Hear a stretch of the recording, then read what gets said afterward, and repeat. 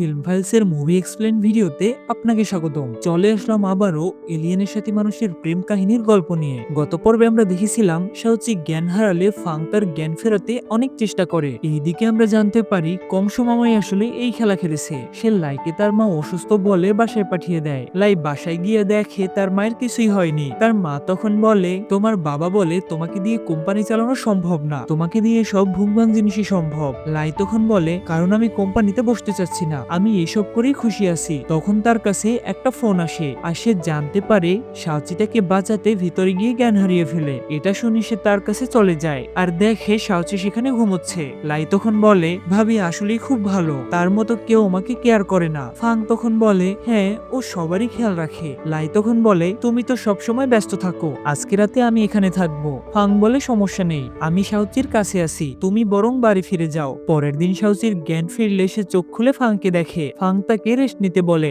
তখনই তার সেই পাথরটার কথা মনে পড়ে যায়, তাই সে পাথরটা খুঁজতে সেখানে চলে যায়। কিন্তু গিয়ে দেখে সেখানে সবকিছু পুড়ে ছাই হয়ে রয়েছে, যার ফলে সে আর পাথরটা খুঁজে না পেয়ে সেখান থেকে চলে যায়। আর তখনই সেই সায়েন্টিস্ট সেখানে এন্ট্রি নেয় আর সে একটা নীল রঙের পাথর পায়। আসলে এটা ছিল শাওচির রক্ত। গল্পটি শুরুতেই আমরা দেখেছিলাম শাওচির রক্ত নীল রঙের। এরপর সে গাড়িতে বসে পাথরটা দেখতে থাকে। তখনই সেখানে জিয়াং চলে আসে। এর থেকে আমরা বুঝতে পারি ইনি আসলে এই মহিলার হয়ে কাজ করে আর তাদের গোপন কথা জিয়ানকে সাপ্লাই করে। সে তাকে বলে শাওচি সেই পাথরটা মেরে দিয়েছে আর এটা হাতে নাতে ধরার একমাত্র পথ এখন সিসিটিভি ফুটেজ। কিন্তু আমি চেক করতে বললে কাজ হবে না, তার থেকে বরং তুমি বলে দেখো, তুমি তো তাদের কাছের লোক। জিয়াং তখন বলে, ওকে, আমি বিষয়টা আমলে রাখলাম। এর পরের সিনে দেখা যায় ফাং শাওচির জন্য খাবার নিয়ে আসে, কিন্তু শাওচি তিরিং বিরিং করে বেড়ায়। আসলে পাথর হারানোর বেদনায় সে অল্প সুখে কাতর, অধিক সুখে পাথর, কারণ তাদের ফিরে যাওয়ার সব রাস্তা এখন বন্ধ।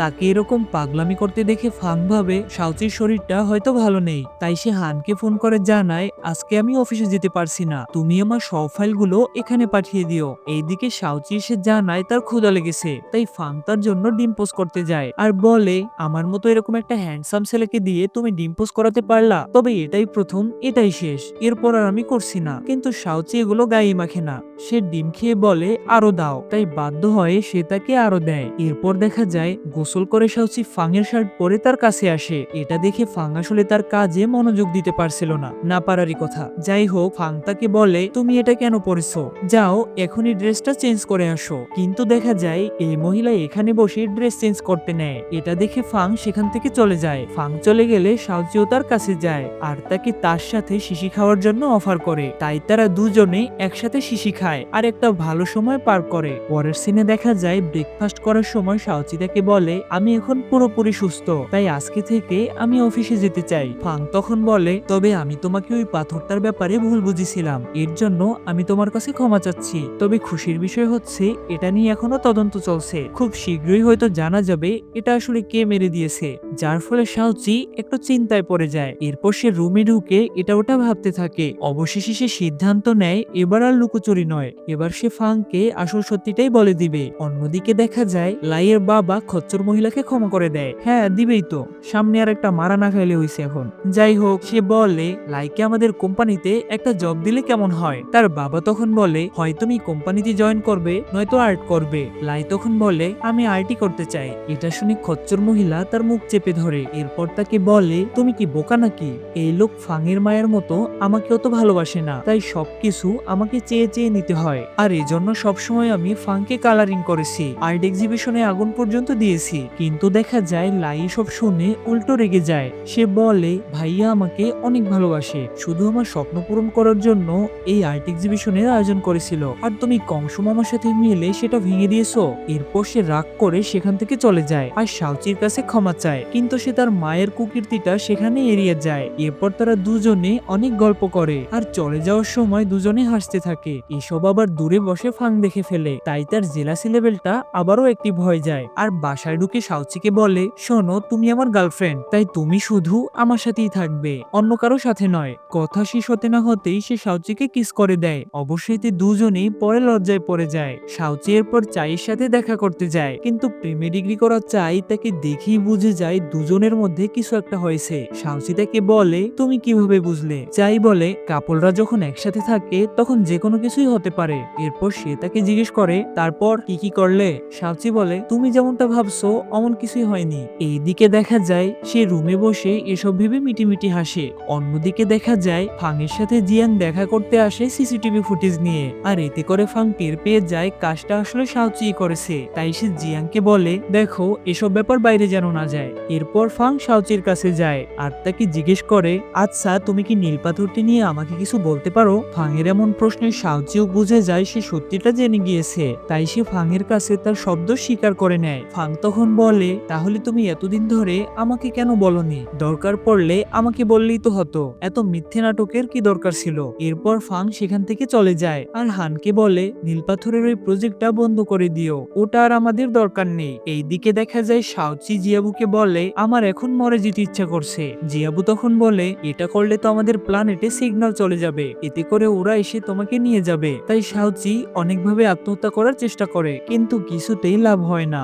এরপর সে সিদ্ধান্ত নেয় সে খাবার খাওয়া বন্ধ করে দিবে। তাই সে নিজেকে দড়ি দিয়ে বেঁধে রাখে। এরপর চাইতাকে খাবার খেতে সাধলে সে খাবার খায় না। তাই সে হানকে ফোন করে সবকিছু জানিয়ে দেয় আর হান ফাংকে সবকিছু বলে দেয়। ফাং এসব শুনে তখনই শাওচির কাছে চলে যায়। এরপর সে তাকে জিজ্ঞেস করে, তুমি কি আমার উপর রাগ করে এসব করছো? শাওচি তখন বলে, না, এগুলো আমি নিজের জন্য করছি। ফাং তখন রেগে গিয়ে বলে, ওকে ফাইন, যা ইচ্ছা করো, তবে আগে আমাদের চাকরি ছেড়ে দিয়ে করবে, কারণ আমি চাই না আমার কোম্পানি এসবে ফেসে যাক। এরপর ফাং সেখান থেকে চলে যায়। এইদিকে আমরা দেখতে পাই লাই তাদের কোম্পানিতে জয়েন করে, তবে তার মাকে একটা শর্ত দিয়ে নেয়, সে যেন ফাং আর শাওচির থেকে দূরে দূরে থাকে আর ভুলেও যেন তাদের কোনো ক্ষতি করার চেষ্টা না করে। অন্যদিকে দেখা যায় শাওচি রিজাইন লেটার নিয়ে ফাং এর কাছে আসে, কিন্তু ফাং বলে, এসব দিয়ে লাভ নেই, কারণ তুমি যেই কন্ট্রাক্ট পেপারে অটোগ্রাফ দিয়েছো তাতে 5 বছরের আগে চাকরি ছাড়া যাবে না। শাওচি তখন বলে, আমি এসব কবে করলাম? তুমি শুধুই আমাকে মিথ্যা কথা বলছো।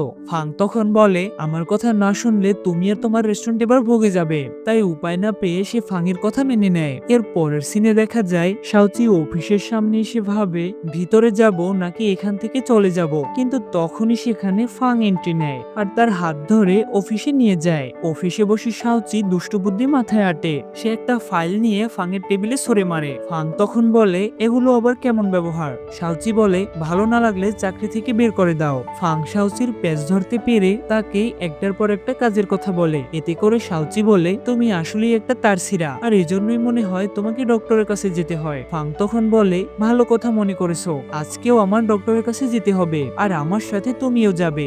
এইদিকে যাওয়ার সময়ও তারা কথা কাটাকাটি করে। তখন হান একটা বাউলি মারে আর শাওচি গিয়ে ফাংয়ের কোলের মধ্যে পড়ে।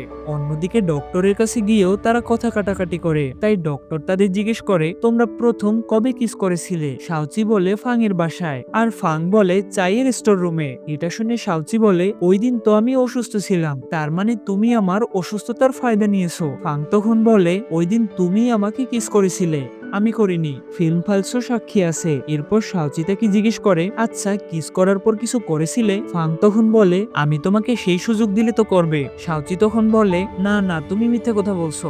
এরপর সে সেখান থেকে চলে যায়। তখন হান তাকে বলে, স্যার আসলে তোমাকে অনেক ভালোবাসে, কারণ তিনি কারোর জন্যই আজ পর্যন্ত ছুটি নেননি, তোমার জন্যই নিয়েছে, এমনকি নিজের জীবন বাজি রেখে তোমাকে আগুনের হাত থেকে বাঁচিয়েছে। তাই আমি চাই তুমি যেন কখনো তাকে কষ্ট না দাও। তাই শাওচি আবারও ডক্টরের ওখানে ফিরে যায় আর তাকে জিজ্ঞেস করে, ফাংকে এখন সুস্থ করার উপায় কি? সে বলে, তুমি না ওর গার্লফ্রেন্ড, তুমি তোমার ভালোবাসা দিয়ে ওকে সুস্থ করে ফেলবে। আসলে ও ভাবে ও অনেক খারাপ মানুষ, আর এজন্য কেউ বোধহয় ওকে ভালোবাসবে না। তাই তোমার উচিত ওর বেশি বেশি কেয়ার করা। এর পরের সিনে দেখা যায় শাওচি অফিসে গিয়ে ফাংকে অনেক পাম্পটি দিতে থাকে, কিন্তু ফাং ভাবে সে চাকরি ছাড়ার জন্য এসব করছে। এরপর তাদের মাঝে কি হয়েছে তা জানতে আমাদের পরবর্তী এপিসোড পর্যন্ত অপেক্ষা করতে হবে। গত পর্বে আমাদের সাথে ছিল বরিশাল থেকে হামিদা, ঢাকা থেকে আজিনুর ভাইয়া, আর অজানা লোকেশন থেকে জান্নাত আপু। আপনারাও ফিল্ম ফাইলসের সাথে যুক্ত হতে চাইলে আপনাদের নাম ও লোকেশন কমেন্ট বক্সে দিয়ে দিবেন।